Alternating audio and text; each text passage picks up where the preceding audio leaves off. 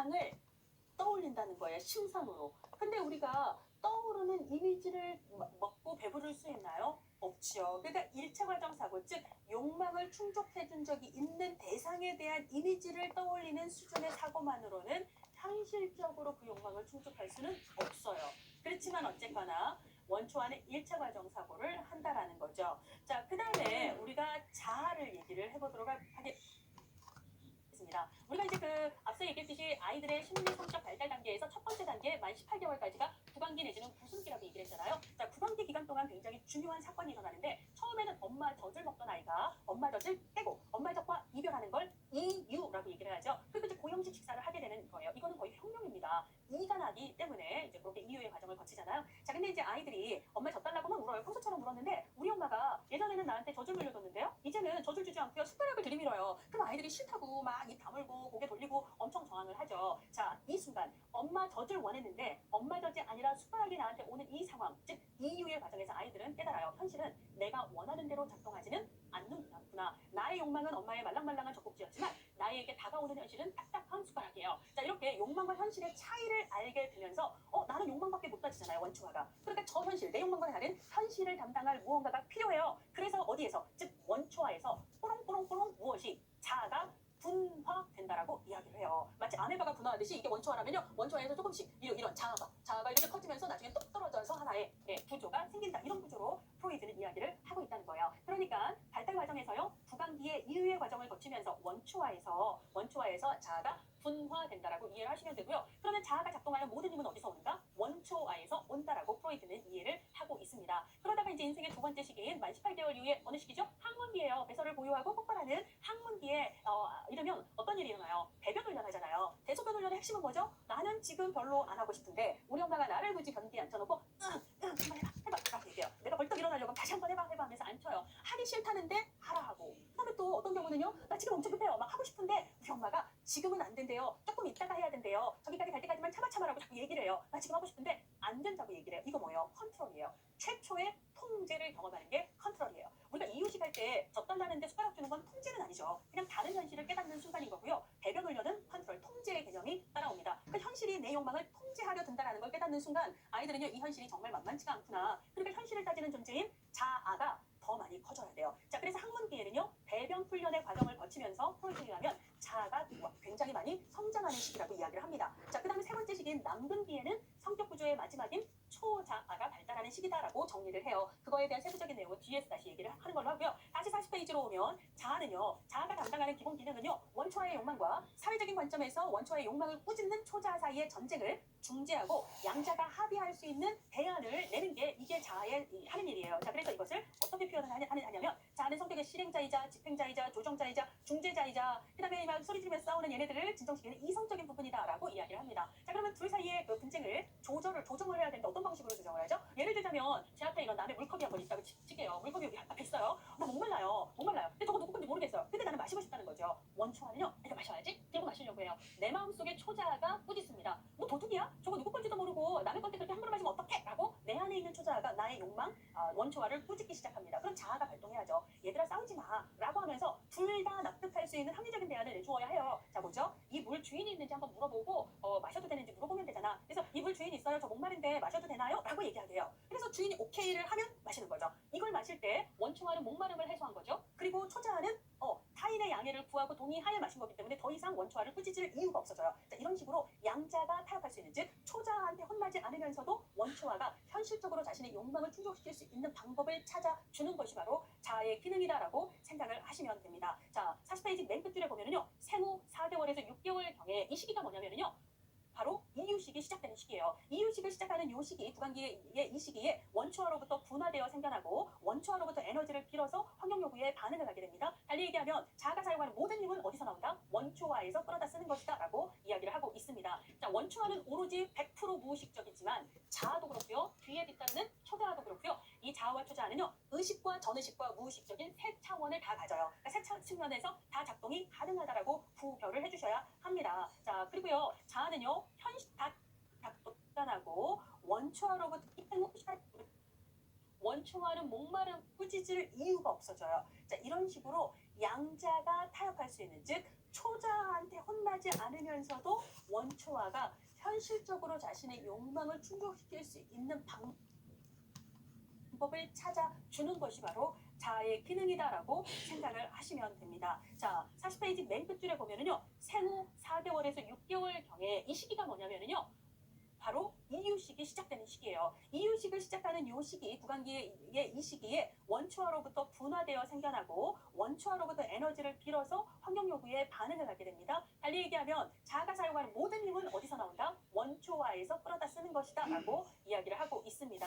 자, 원초아는 오로지 100% 무의식적이지만 자아도 그렇고요. 뒤에 뒤따르는 초자아도 그렇고요. 이 자아와 초자아는요, 의식과 전의식과 무의식적인 세 차원을 다 가져요. 그러니까 세 측면에서 다 작동이 가능하다라고 구별을 해주셔야 합니다. 자, 그리고요, 자아는요, 현실 원칙을 따른다라고 얘기를 해요. 그러니까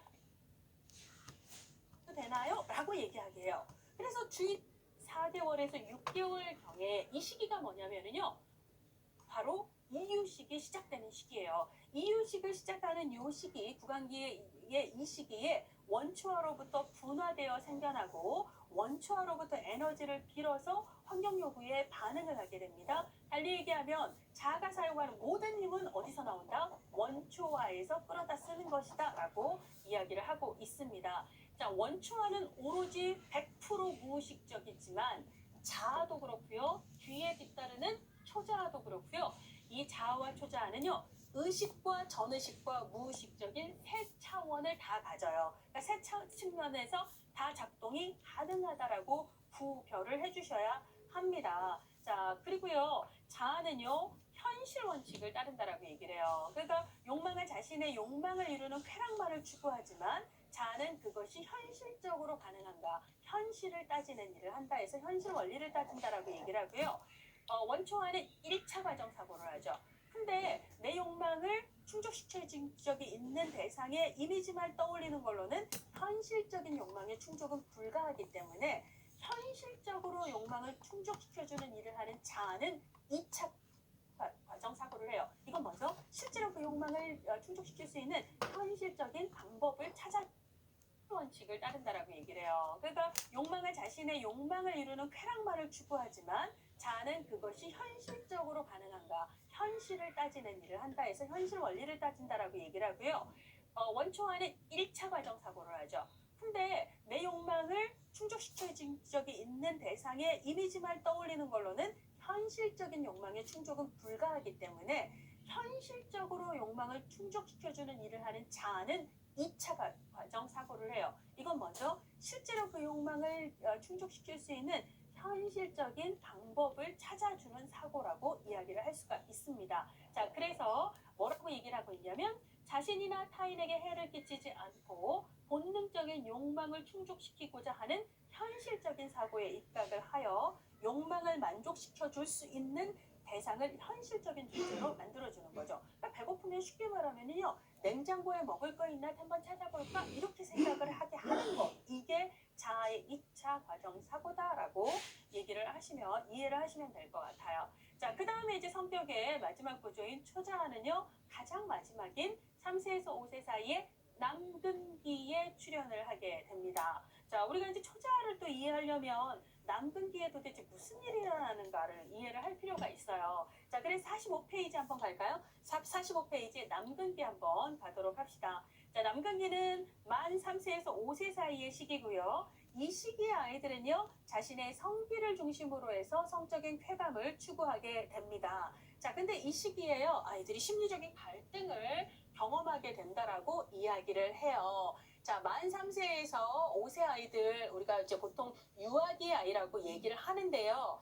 이 시기 정도면 엄마가 둘째 낳아서 키워놓느라고 좀 바빠요. 그래서 우리가 이제 주변에서 보면 이 시기의 아이들은 아빠가 좀 이렇게 돌봐주는 경우들이 많이 있죠. 그리고 또 하나는 어쨌거나 이 3세에서 5세 사이가요, 전 인생에서 아이들이 에너지가 왕성해요. 그래서 사고 위험, 안전사고 위험도 굉장히 많고, 그리고 실제로 온몸으로 뛰어노는 걸 좋아하고 뒹구르는 걸 좋아해요. 특히 아들들은 그래요. 그래서 이거를 엄마가 감당하기가 쉽지가 않기 때문에 사실은 아빠가 많이 참여를 해줄 필요가 있는 시기이기도 하지요. 그런데 그래서 이제 이 시기에는요, 아빠와 엄마와 아이, 근데 프로이드는 이 시기에 성적인 발달을 얘기할 때요, 여자들한테 별로 관심 없습니다. 남자아이를 중심으로 이야기를 하고 있어요. 상당히 프로이드는 성차별적인 이론이다라는 비판을 많이 받아요.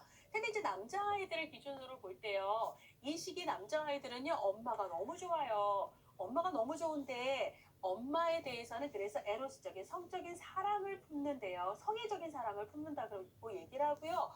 근데 이 엄마를 아빠가 뺏어가 있잖아요. 그래서 이 아빠에 대해서는 적개심을 품는다. 타나토스적인 욕망을 품는다라고 이야기를 합니다. 그래서 마치 이런 갈등들 있잖아요. 자녀가 아빠를 죽이고 엄마와 결혼을 했던 그 일을 담은 이야기 있죠. 이 소포크라스인가요? 뭐 하여간 그 이야기 오이디푸스 왕에 대한 이야기가 있죠. 그래서 이제 거기서 따가지고 와서 오이디푸스 컴플렉스라는 이야기를 하게 됩니다. 자, 그래서 이 시기 남근기의 남아들은요, 아빠에 대한 적게 공격적인 욕망을, 엄마에 대해서는, 이성 부모에 대해서는 성애적인 사랑의 욕망을 품게 되는데, 문제가 있어요. 나는 아직 어리고 힘이 약한데요, 내가 공격하고 싶고 속으로 진짜 죽음의 욕망, 파괴의 욕망을 품고 있는 대상인 내 아빠는 어른이고 힘이 세요. 그러니까 내가 아빠에 대해서 품는 파괴적인 욕망을 아빠가 알아채면 나에게 보복을 할 거라는 두려움, 불안에 휩싸인다라고 합니다. 자, 불안에 휩싸이게 되는 거죠.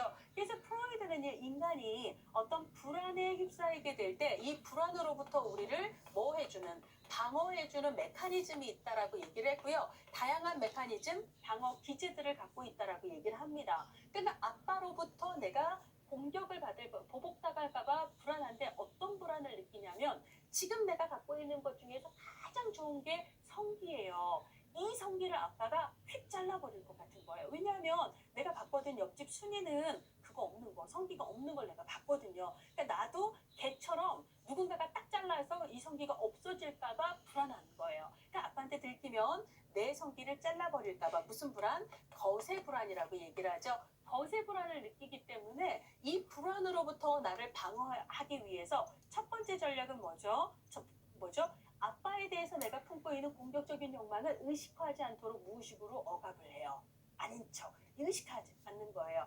그리고 또 하나, 나를 불안하게 하는 직접적인 당사자를 내가 닮아가는 현상, 이것을 동일시라고 이야기를 합니다. 이건 마치 가정폭력의 그 피해자로 계속 자랐던 아이가 난 아빠처럼 되지 않을 거야 라고 하면서 항상 아빠에 대한 심리적 갈등이 있는 상태에서 성장을 했는데, 나중에 성장하고 보니 내가 또 다른 아빠가 돼서 누구한테 폭력을 가하고 있어요. 이런 경우들이 있잖아요. 그러니까 내 심리적인 갈등의 근원이 되는 그 사람과 내가 어느 순간 비슷해지는, 그래서 많은 딸들이 난 엄마처럼 살지는 않을 거야 라고 얘기하지만 어느 순간 내가 또 다른 엄마로 살고 있네 라고 깨닫는, 이런 장면들이 다 동일시 방어 기제에 해당이 돼요.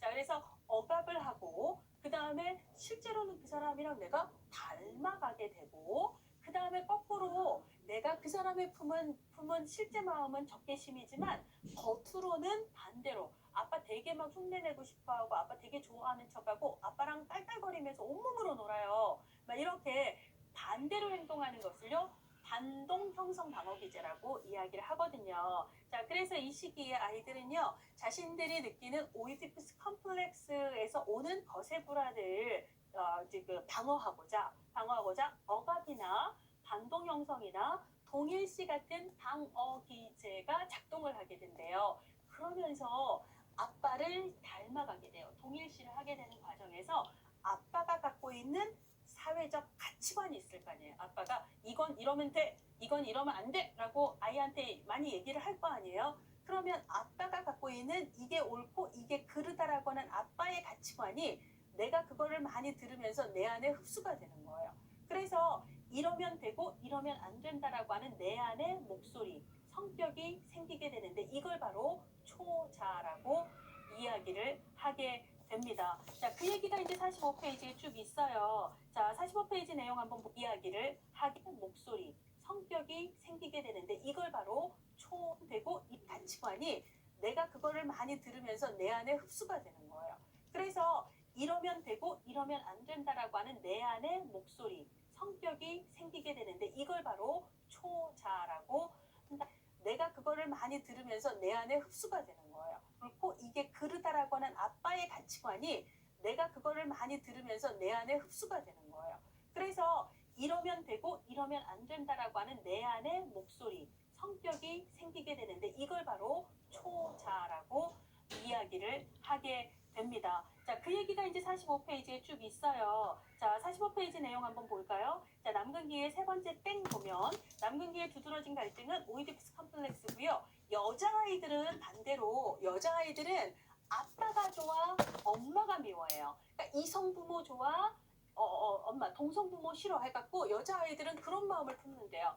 이거를 일렉트라 컴플렉스라고 이야기를 합니다. 일렉트라는 트로이 전쟁을 마치고 돌아온 아가멤논 즉 그리스 왕이 누구에 의해서 엄마와 엄마의 정부에 의해서 살해가 되죠. 그러니까 그 아가멤논의 딸이었던 일렉트라가 엄마에게 복수를 하는 이런 스토리입니다. 그러니까 거기서 이제 일렉트라라는 공주가 등장을 하게 되는데 아빠의 복수를 위해서 엄마를 응징하는 이런 구도였단 말이에요. 자, 그래서 이걸 일렉트라, 아빠 좋아, 엄마 미워 이런 것들을 일렉트라 컴플렉스라고 얘기를 하는데 이것은 유아가 이성 부모에게는 좋아 성적 욕망을 동성 부모에는 미워 싫어 안 돼 공격적이고 적대적인 욕망을 품는 데서 오는 심리적인 갈등을 표현하는 말이다라고 생각을 할 수가 있고요. 자, 그 다음에 이 시기의 갈등을 성공적으로 해결하면 뭐 어쩌고저쩌고 그거는 한번 읽어보도록 하겠습니다. 자, 그 다음에 오이디푸스 컴플렉스 밑에 보시면은요. 남근기에 남아가 겪는 갈등으로 남아가 엄마 사랑하고 아빠에 대해서 적대감을 느끼는 심리적 갈등이 오이디푸스 컴플렉스인데 남자아이는 아빠가 자신의 적대감을 알아채면 나를 해칠지도 모른다라는 불안, 거세 불안을 느끼게 되고 이것을 해소하기 위해서 무의식적인 방어 기제, 억압이나 동일시나 반동 형성 같은 거를 동원하게 되는 거예요. 그러면서 남근기 남아가 오이디푸스 컴플렉스를 해결하는 과정에서 아빠의 가치관을 흡수하면서 발달하는 게 바로 초자아라고 이야기를 할 수 있다라는 얘기예요. 그렇죠? 마찬가지로 남자아이들은 아빠가 내 마음 알아채면 거세할지도 몰라라는 불안감을 갖지만 여자아이들은 엄마가 내 마음 적대심을 알아채면 거세할지도 몰라 이런 거 못 느끼는 거예요. 왜냐하면 이미 여자아이들은 없잖아요. 거세할 게 없잖아요. 그래서 프로이드는 거세 불안이라는 말 대신에 여자아이가 3세에서 5세 사이에 느끼는 마음을 남근 선망이라고 표현을 합니다. 내 거 어디 갔지? 내 거 성기, 내 남근 어디 갔지? 엄마가 잘랐나 봐 라고 얘기를 하면서 아직 달려있는 남자아이들의 그 남근을 선망한다라고 표현을 하는 거예요. 그러니까 페미니스트들은 되게 싫죠. 이 뭐 하는 얘기야? 막 이러면서 프로이드 이론 너무 성차별적이고 그렇다라고 비판을 하죠. 그래서 옛날에 유쾌 시험 문제에서 프로이트 이론에 대한 비판을 묻는 문제가 나왔었는데요. 거기서 여권주의자들은 성차별적이라고 비판했다라는 옳은 지문이 등장을 했던 적도 있습니다. 자, 그렇게 해서 이제 초자 내용은 그래서 41페이지의 초자의 내용은요. 쭉 넘어가시고요. 41페이지 맨 끝줄에 초자는 두 가지 측면을 가져요. 초자라는 것은요. 이게 옳고 이건 옳지 않아 라는 걸 판단해주는 역할을 하잖아요. 자, 그러니까 내가 옳지 않다고 여기는 일을 했을 때 양심에 뭘 느껴요? 가책을 느끼게 하는 거예요. 이게 초자의 작동이죠. 그리고 누군가로부터 아빠로부터 내가 옳다라고 여긴 일. 아, 그렇게 해야지. 남자라면 이렇게 해야지. 그래, 맞아. 그렇게 하는 거야. 라고 이런 얘기들을 계속 듣다 보면은요. 그거를 내가 했을 때 누가 나를 칭찬하지 않아도 내가 스스로 느끼는 자부심이 있어요. 자뻑이 생겨요. 이런 걸 우리가 자이상이라고 얘기를 하는데요. 초자의 두 가지 측면, 양심과 자이상 이렇게 두 가지가 있다라고 이야기를 합니다. 자, 그 다음에 42페이지 경제적 모델이라는 말 자체는 시험에 안 나와요. 그냥 내용만 봅시다. 프로이트도 그렇고요. 뒤에 나오는 융도 그렇고요. 인간이 가진 정신에너지의 양은 가변적이다? 이렇게 얘기를 했을까요? 생각해 봅시다. 아니에요. 가변적이지 않아요. 인간이 가진 정신에너지의 양은요. 일정합니다. 그러니까 양이 늘었다가 줄었다가 하는 게 아니라는 거죠. 그렇게 이렇게 얘기를 했을까요? 그렇고요. 인간이 가진 정신에너지의 양은 가변적이다? 이렇게 얘기를 했을까요? 생각해 봅시다. 아니에요. 가변적이지 않아요. 인간이 가진 정신에너지의 양은요.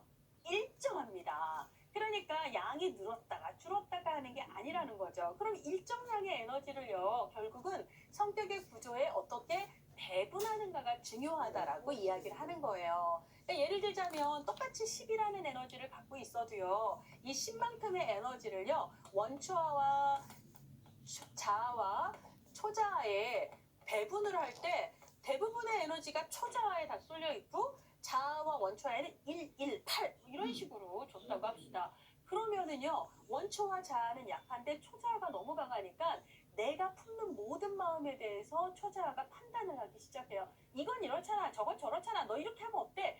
내가 나한테 끊임없이 혼나고 시달려요. 그러다 보니까 급기야는요, 내가 날 용서할 수 없어서 나를 제거하는 이런 문제까지 극단적으로 일어날 수 있단 말이죠. 자, 근데 거꾸로 예를 들어 똑같은 양의 10이라는 에너지도요, 초자아 자아가 1, 1이고 원초아에 8 쏠려 있다고 합시다. 그럼 너무 불균형하게 원초에 많은 에너지가 있는 바람에 원초아가 품은 공격적이거나 성적인 욕망을 자아도 초자아도 제어, 컨트롤을 못하는 거예요. 그러니까 자기가 하고 싶은 대로 사람 죽이고 때리고 아무나 그런 그 자꾸 이런 거 있잖아요. 이런 문제들이 생기게 되는 거죠. 욕망을 스스로 절제할 수 없는 이런 문제들이 생기게 되는 거예요. 그러니까 중요한 것은 균형이에요. 배분의 균형이라고 볼 수가 있고요. 양쪽에 가장 좋은 것은 원초아와 초자아가 적당량의 에너지를 갖고 있고요. 그 사이에 자아가 무게중심을 잘 잡는 형태로 에너지 배분이 일어나는 게 가장 적정하다고 볼 수가 있습니다. 근데 만약에 이런 적정한 배분이 일어나지 않을 때 문제가 생기죠. 그래서 나오는 개념이 바로 불안이라는 개념이에요. 그래서 50페이지 자아의 방어 기제를 이야기를 하려면 방어는 결국은 불안에 대한 방어기 때문에요. 방어 기제 이해하시려면 여러분들 불안 개념도 이해를 하셔야 되거든요. 자, 그러면 불안이라는 것도 결국은 근본적으로는 이 세 가지의 균형의 문제라고 볼 수가 있습니다. 그래서 불안은 간단히 얘기하면 정신의, 즉 심리적 균형이 깨진 상태라고 얘기할 수 있어요. 자, 그럼 균형은 어떻게 깨지죠? 자, 시소라고 생각해 봅시다. 이쪽이 원초와 이쪽이 초자, 가운데가 자아라고 생각을 해볼게요. 원초아에 너무 많은 에너지가 쏠려 있어요. 이거 너무 불균형하죠. 거꾸로 초자아에 너무 많은 에너지가 쏠려 있어요. 이것도 불균형하다는 거예요. 자, 그러면 원초아에 너무 많은 에너지가 쏠려 있을 때 어떤 문제가 일어나죠? 자아와 초자아가 힘이 약한 틈에 원초아, 강력한 욕망을 가지고 있는 원초아가 지 하고 싶은 대로 이 욕망을 확확 의식화시킬까봐, 아무나 때리고 아무나 뭐 할까봐 내 마음이 불안한 거예요. 내 안에 있는 원초아가 사고 칠까봐. 이건 마치 지킬과 하이드 있죠. 지킬 박사와 하이드 이야기에서 지킬의 힘은 약해지고 하이드라는 거는 공격적인 어떤 그 내 안에 또 다른 캐릭터, 내 안에 또 다른 인격이 힘이 막대해져서요. 지킬이 제어할 수 없는 수준에서 얘가 의식하지 못한 틈에 사고 칠까봐 항상 불안하게 되는 거예요. 이런 것들을 우리가 신경적 혹은 신경증적 불안이라고 이야기를 합니다. 자, 그 다음에요. 그 다음에 거꾸로 초자아가 너무 강할 때는 어떻게 돼요? 초자아는요 계속 야 이러면 안 되잖아, 저래야 되잖아, 이걸 판단하는 애잖아요. 그러니까 내 작은 욕망까지도 초자아가 계속 사사건건 이러면 되고 이러면 안 되고 자꾸 혼내는 거예요. 그러니까 원초아가 품은 욕망에 대해서 항상 초자아가 혼내요. 그러니까 마치 너무너무 무서운 부모와 살고 있는 여리디 여린 아이처럼 항상 내가 엄마 아빠한테 혼날까봐 벌벌 떨고 있는 그런 마음처럼 내 마음이 내 마음에게 혼날까봐 항상 부들부들 떨어요. 자, 이런 마음들은 도덕적 불안이라고 이야기를 합니다. 자, 물론 그 외에 너무 막강한 원초아로 인한 신경증적 불안이랑 너무 막강한 초자아로 인한 도덕적 불안도 있고요. 현실적인 위협 있잖아요. 나한테 막 차가 달려와요. 그렇죠? 혹은 막 저쪽에서 뭔가가 나한테 막 달려와요. 이럴 때는 여러분들 당연히 불안하죠. 누구나 불안하잖아요. 그러니까 외부의 현실적인 위협 때문에 느끼는 현실적인 불안은 말 그대로 현실적 불안이라고 이야기를 해요. 그래서 프로이드는 인간이 느끼는 불안을 크게 세 가지로 신경증적 불안, 도덕적 불안, 그리고 현실적 불안 세 가지로 이야기를 한 바가 있습니다. 자, 그런데요. 어쨌거나 그 앞으로 오시면은 네, 42페이지 다시 경제적 모델 얘기할 때 결국은 제약 앞으로 오시면은 한 바가 신경증적 불안, 도덕적 불안, 그리고 현실적 불안 세 가지로 이야기를 한 바가 있습니다. 자, 그런데요, 어쨌거나 그 앞으로 오시면은 예, 42페이지 다시 경제적 모델 얘기할 때 결국은 제한된 양의 일정한 양의 정신 에너지를 가지고 결국은 가장 중요한 건 원초와 초자와 자아가 균형 잡힌 상태가 심리적 균형이고요. 이 균형이 이쪽으로 쏠리거나 저쪽으로 쏠리면 아까 얘기했듯이 불안한 상태, 즉 정신적인 균형이 깨진 상태가 되고 거기서 완전히 퍼지지 않도록 내 안에 메커니즘이 또 있는데 이 메커니즘이 바로 방어 기제다 이렇게 이해를 하시면 되겠죠. 자, 43페이지의 심리성적 발달 단계 아까 얘기했어요. 심리성적 발달 단계를 나누는 기준은 성적인 쾌감을 추구하는 우리들의 정신에너지 리비도가 신체 어느 부위에서 쾌감을 추구하는가의 그 변화에 따라서 단계를 구분한다라고 말씀을 드렸어요. 자, 그런데 이런 문제가 있습니다. 아까 이제 얘기했듯이 18개월까지는 구강기예요. 그러니까 아이들이 입과 입술을 통해서 성적인 쾌감을 추구합니다. 그러다가 18개월에서부터 36개월까지 요 기간은 학문기예요. 그러니까 학문에서 배설물을 보유하고 방출하는 데서 오는 쾌감을 느끼거든요. 그런데 18개월이 지나 20개월이 지나 30개월이 지나 36개월이 되도록 이 아이가 학문에서의 쾌감이 아니라 입 있잖아요. 뭔가를 계속 빨고 뜯고 하는 이 쾌감에서 벗어나지를 못한 채 계속 거기에 머물러 있는 이런 일이 일어나기도 해요. 이것을 두 글자로 뭐라고 할까요? 고착이라고 이야기를 합니다. 몸은 어른으로 이미 컸는데요. 이 사람의 마음이 옛날 어딘가 2살 때나 3살 때 언저리에 그냥 머물러 있어요. 더 자라지 않고요. 자, 이런 것들을 우리가 고착이라고 얘기를 하죠. 그럼 고착은 왜 생길까요? 욕망. 그 시기에 내가 추구했던 욕망의 해결 과정에 에러가 생겼기 때문이에요. 자, 에러는 두 가지가 있습니다. 나는 내가 채우고 싶은 만큼의 에너지를 충분히 채우지 못했어. 그러니까 떠날 수 없는 거야. 여기서 그거 채울 때까지는 이래서 머무르기도 하고요. 충분히 채우지를 못해서. 그 다음에 또 하나는요. 거꾸로 너무 많이 채워서요. 탐닉이라고 얘기를 하죠. 이쪽에서 너무 그게 막 너무 많이 누린 거예요. 그러다 보니까 이게 너무 좋으니까 안 떠나는 거예요. 그러니까 제일 중요한 거는 적당이라는 거 알죠. 아이한테 다 퍼주는 게 좋은 거 아닙니다. 아이한테 안 줘도 문제지만 너무 많이 퍼줘도 아이가 그거에 너무 머무르려고 하는 이런 문제가 생길 수 있다라는 거예요. 어쨌거나 욕구를 충족하는 과정에서 과잉 충족이나 과대 충족은 이런 고착의 문제를 알 수 있다라고 이해를 하시고요. 자, 43페이지 이제 구강기 쭉 넘어가시면은 구강기는 18개월까지인데 이제 아이들이 입이나 입술을 통해서 그 뭐죠?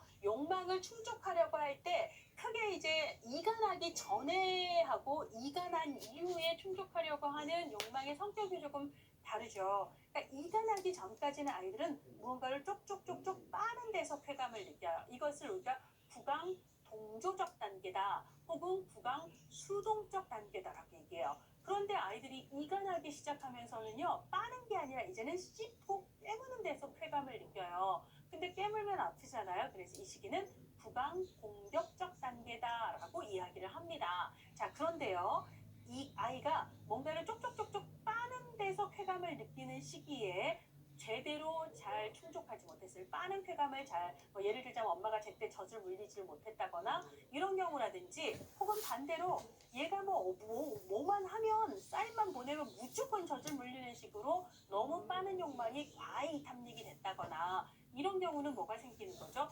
고착이 생기는 거예요. 마찬가지로요. 구강기 후반부에 이간한 후에 아이들이 구강 공격적인 단계에서 뭔가를 깨물고자 하는 욕망이 충족하는 과정에서 뭔가 에러가 생겼을 때도 고착이 일어나는 거예요. 자, 그래서 44페이지의 표에는요. 구강 전기에 구강 동조적이거나 수동적인 이 단계에서 뭔가 육구 충족에 문제가 생겼을 때 나타나는 고착의 결과로 어떤 성격이 나타날 수 있는지, 마찬가지로 구강 공격적인 단계에서의 고착이 어떤 문제로 표출이 될 수 있는지를 정리를 하고 있습니다. 구강 동조적인 단계에서의 고착은요, 구강 수동적이거나 구강 의존적인 성격을 나타내게 된다라고 이야기 이야기를 합니다. 무슨 말이냐면 우리가 누군가로부터 쪽쪽쪽쪽 빠는 것은요. 그거 없이는 내가 생존할 수 없기 때문이잖아요. 엄마 젖을 먹어야 내가 사는 거니까. 그래서 마치 성인이 됐을 때 이제는 자력으로 내가 살 수 있는 시기가 됐음에도 불구하고요. 타인에게 기대지 않고는 내가 마치 살 수 없는 것처럼 음식점 가서 너 뭐 먹을래 하면 자기 얘기 못 하고요. 넌 뭐 먹을 건데? 나 김치찌개. 아 그럼 나도 김치찌개. 이러듯이 어떤 의사결정이나 판단이나 행동을 할 때 말이에요. 자력으로 그냥 하지 않고 누군가의 뭔가를 받아들여야지 내 생각을 얘기할 수 있는 이런 구조들. 그래서 상당히 미성숙하고 의존적이고 수동적이고 이런 성격이 가장 두드러진 특징이라고 볼 수가 있습니다. 자, 그리고 이제 거꾸로 또 다른 측면에서는 뭔가를 자꾸 흡입하려고 하는 거죠. 엄마 젖을 마치 쪽쪽쪽쪽 빨듯이 아이들이 불안할 때 손가락을 쪽쪽쪽쪽 빤다든지 내지는 담배를 과도하게 많이 핀다든지 뭔가를 흡입하는 구조의 이런 형태가 심하게 나타난다면 프로이트에 의하면 이거는 구강 전반부의 고착의 결과다라고 이야기를 하는 거예요. 근데 어쨌거나 가장 두드러진 건 미성숙하고 너무 의존적인 형태다라고 생각을 하시면 되고요. 근데 이제 그 씹는 단계 구강 공격적인 고착이라고 얘기하는데 이때는 뭐예요? 씹으면 아프잖아요. 그러니까 뭔가 타인을 아프게 해요. 그래서 구강 공격적인 성격은 논쟁적이고 비판적이고 비꼬고 수다스럽고 독설을 내뱉고 태용을 이해하거나 지배하는 성격이에요. 즉 타인을 아프게 하는데 타인을 아프게 하는 핵심 무기가 입이라는 거죠. 입으로 타인을 아프게 해요. 그렇죠? 이런 성격들이 상당히 심하게 나타날 수 있다라고 이야기를 합니다. 마찬가지로 항문기에도요. 아이들의 이제 리비도는요. 항문기에 배설물을 보유하는 데서 쾌감을 느끼고 싶고요.